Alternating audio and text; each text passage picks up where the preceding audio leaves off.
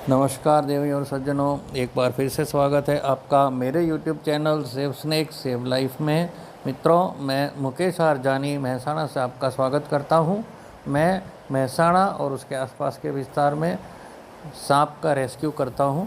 सांप अगर किसी के ऑफिस, घर, दुकान, फैक्ट्री, गोदाम में कहीं मिलते हैं, दिखते हैं, लोग मुझे फ़ोन करते हैं।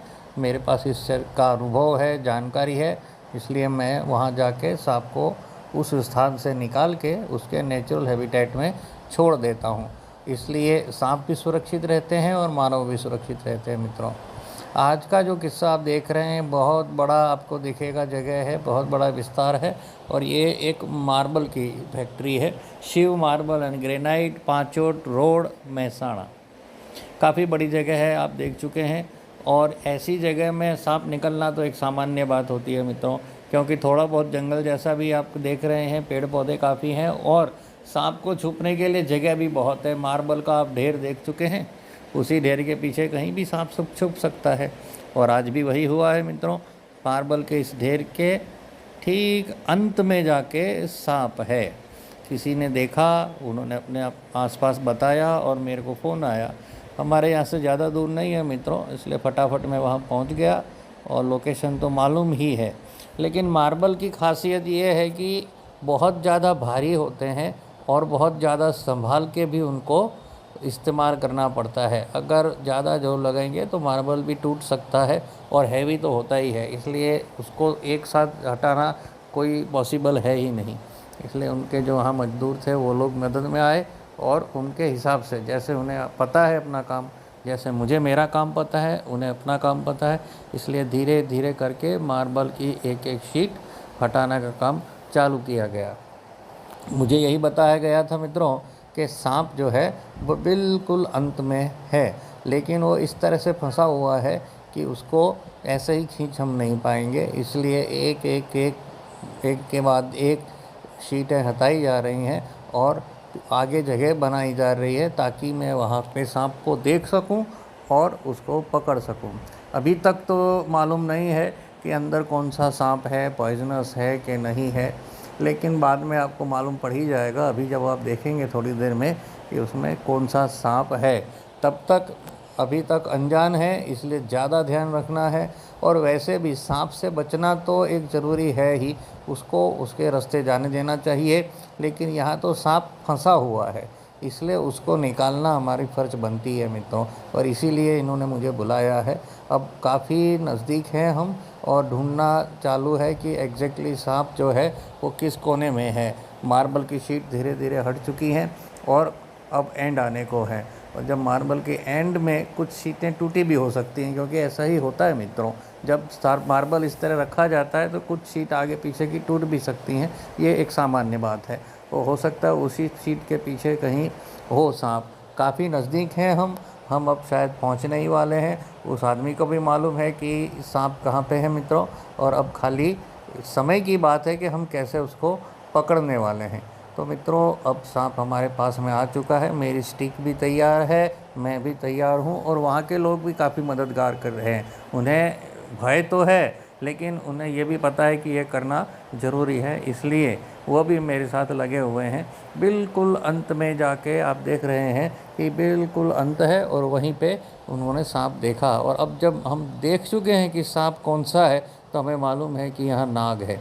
लेकिन वो कुछ इस तरह से फंसा हुआ है कि हम उसको अगर ज़्यादा खींचेंगे तो आहत हो जाएगा। इतने भारी पत्थर के नीचे होने के कारण अगर वो कहीं दब गया, छिल गया, तो ऐसी हमारी जो है वो इच्छा नहीं होती कि सांप आहत हो निकालते समय।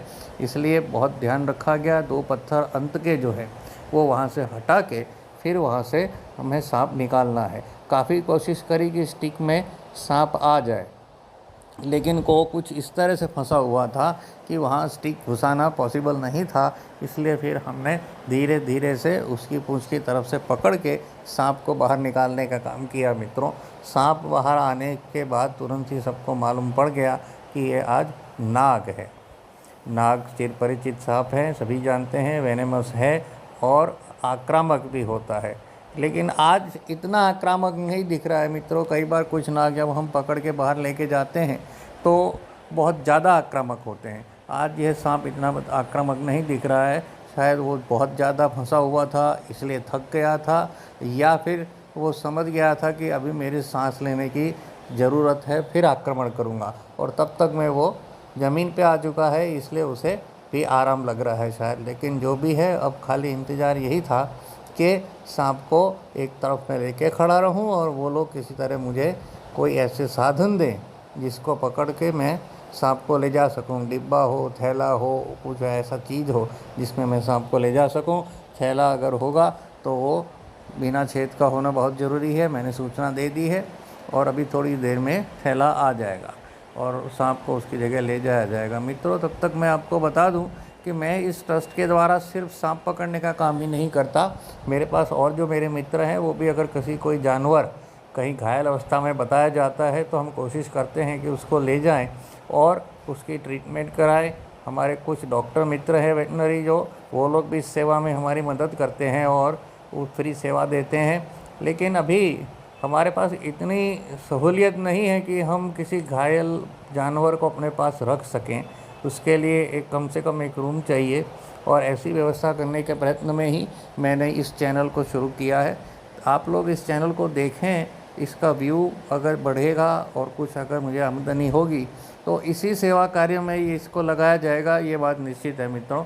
इसलिए मैं आपको बार बार से अनुरोध करता हूँ कि कृपया मेरे इस चैनल को आप अवश्य पूरा देखें जब वीडियो आता है, और उसके बारे में आप कुछ कमेंट भी करें। अगर आपको कुछ ठीक नहीं लगता है तो भी, कुछ अच्छा लगता है तो भी, और मेरी हिम्मत बढ़ेगी, मेरे पूरे सर्कल की हिम्मत बढ़ेगी और हम इस कार्य को और अच्छी तरह से कर पाएंगे।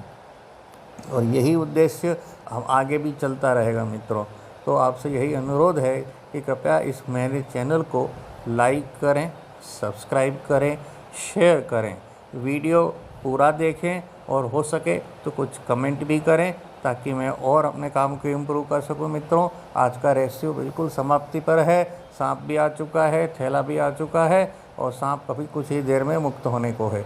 चलिए मित्रों, फिर मिलेंगे अगले वीडियो में। तब तक के लिए नमस्कार।